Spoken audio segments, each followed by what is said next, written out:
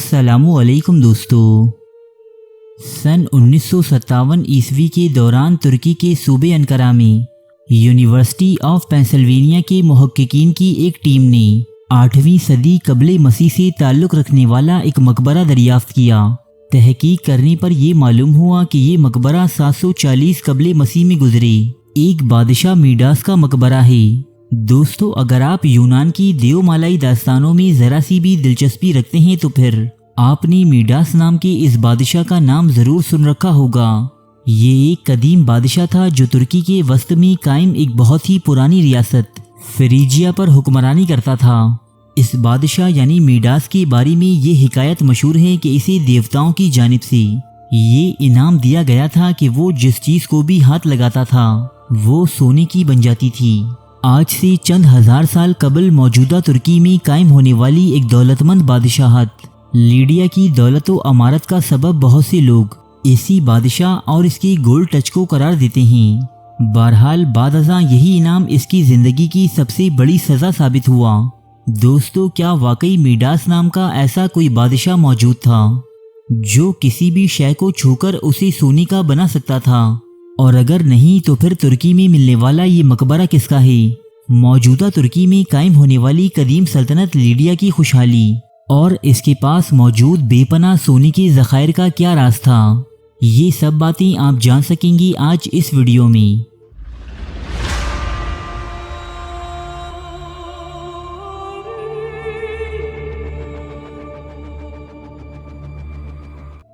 मौर्रखीन के मुताबिक एशियाई कोचक में कायम होने वाली कदीम रियासत फ्रीजिया में मीडास नाम के कम से कम 3 बादशाह गुजरे हैं, जिनमें से 2 का ताल्लुक 6वीं और 8वीं सदी कबले मसीह से था, जबकि इनमें से एक का ताल्लुक 10वीं से 20वीं सदी कबले मसीह के दरमियान से बताया जाता है। और यही वो बादशाह था जिसके बारे में ये लोक दास्तान मशहूर है कि वो ऐसी सलाहियत का मालिक था कि जिस चीज़ को भी हाथ लगाता वो सोने की बन जाती थी। यूनानी माइथोलॉजी के मुताबिक बादशाह मीडास फ्रीजिया नामी खुशहाल और पुरअमन रियासत का हुक्मरान था। ये एक बहुत ही आलीशान महल में रहा करता था, जबकि इसका शाही खजाना हीरे जवाहरात और सोने के सिक्कों से भरा हुआ था। फैमिली या अहले खाना के नाम पर इसकी सिर्फ एक बेटी थी जिसे ये बहुत मोहब्बत करता था और इसकी हर ख्वाहिश पूरी करता। इन तमाम नेमतों के मुयस्सर होने के बावजूद ये बादशाह बहुत ही लालची और हवसी ज़र में मुब्तला था।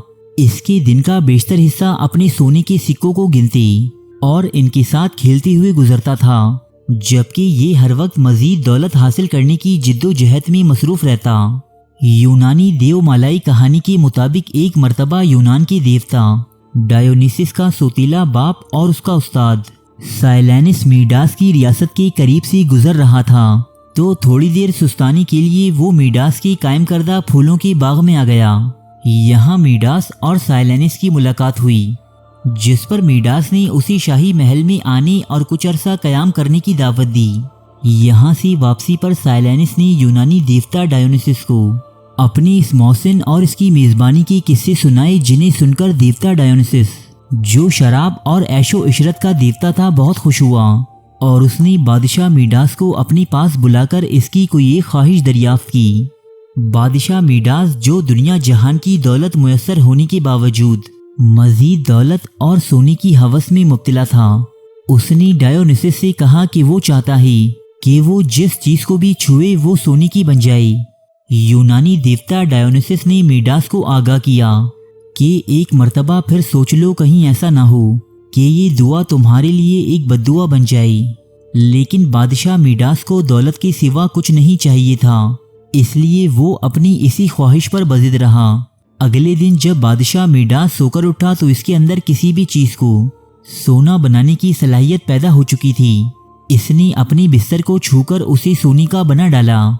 इसके बाद अपनी मेज़, कुर्सी और कमरे की बाकी तमाम चीज़ें सोने की बना दीं। अब ये अपनी महल से बाहर निकला और खुशी के जज्बात में एक गुलाब सूंघना चाहा, लेकिन इससे पहले कि वो खुशबू इसके दिमाग को मुअत्तर करती, ये फूल सोने का बन चुका था। फिर इसने एक अंगूर अपने हाथ में लेकर निगलना चाहा, लेकिन ये भी मुंह में रखने से पहले ही सोने का बन चुका था। अब बादशाह मीडास को खुशी की जगह डर महसूस होने लगा। ابھی بادشاہ یہ سب سوچ ہی رہا تھا کہ اس کی بیٹی کمرے میں داخل ہوئی اور تیزی سے آ کر اس کے گلے لگ گئی۔ چند ہی لمحات میں وہ ایک جیتے جاگتے انسان کی جگہ سونے کا ایک بت بن کر رہ گئی۔ اب تو میڈاس بہت رویا اور گڑ گڑایا اور دوبارہ دیوتا ڈایونیسس کی خدمت میں حاضر ہوا۔ دیوتا نے میڈاس کے لالچ پر افسوس کیا اور اس مشکل سے نکلنے کا حل یہ بتایا کہ وہ دریائے پیکٹولس میں جا کر اپنی ہاتھوں کو دھو لے۔ میڈاس نے دیوتا کی بتائی اس بات پر عمل کیا اور اپنے ہاتھوں کو دریائے پیکٹولس میں دھو لیا۔ اس دیو مالائی داستان کے مطابق بادشاہ میڈاس کے ہاتھوں سے بہنے والے اس سونے نے دریائے پیکٹولس اور اس کی مٹی کو سونے سے بھرپور بنا دیا تھا، اور مقامی لوگوں کا ماننا ہے کہ اسی دریا سے ملنے والے سونے نے قدیم سلطنت لیڈیا اور اس کے حکمرانوں کو دنیا میں سب سے زیادہ دولت مند اور رئیس بنا دیا تھا۔ دوستو، یہ بات تو کافی حد تک درست ہے کہ لیڈیا کی اکانومی کا دار و مدار دریائے پیکٹولس سے ملنے والے سونے پر تھا، لیکن یہ سونا دریائے پیکٹولس میں بادشاہ میڈاس کے ہاتھ دھونے کے باعث آیا۔ یہ صرف ایک دیو مالائی کہانی ہے۔ بہرحال بادشاہ میڈاس نے اس دریا میں ہاتھ دھونے کے بعد کسی بھی شے کو چھو کر اسے سونا بنا دینے کی صلاحیت سے چھٹکارا حاصل کر لیا۔ جب یہ لوٹ کر واپس اپنے گھر پہنچا تو دیکھا کہ اس کی بیٹی سمیت وہ تمام چیزیں واپس اپنی اصلی حالت میں آ چکی تھیں جنہیں اس نے چھو کر سونا بنایا تھا۔ اس کے بعد بادشاہ میڈاس نے اپنی تمام زندگی انتہائی عاجزی و انکساری میں گزاری۔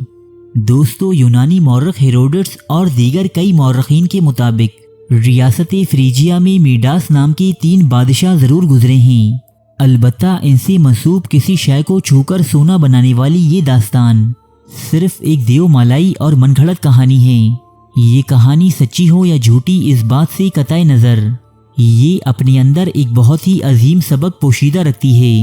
اس کہانی میں دکھائے بادشاہ میڈاس کی طرح آج بھی دنیا کا ہر انسان مزید سے مزید دولت حاصل کرنے کے لیے کوشاں ہے، اور اس کے لیے وہ ان تمام نعمتوں کی قربانی دینے سے بھی دریغ نہیں کرتا جو اسے حاصل ہیں، لیکن آخر میں بادشاہ میڈاس کی طرح صرف پچھتاوا اور غم ہی اس کا مقدر بن جاتا ہے۔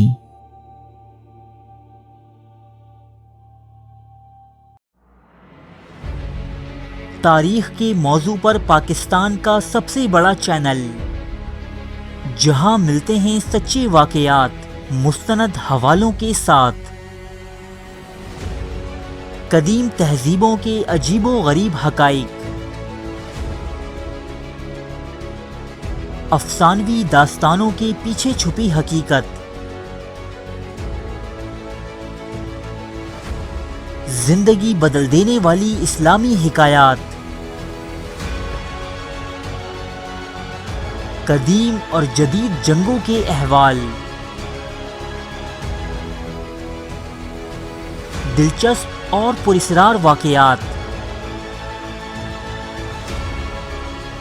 بادشاہوں اور جرنیلوں کی عیاشی کی داستانیں، ملکاؤں اور کنیزوں کی شرمناک کہانیاں،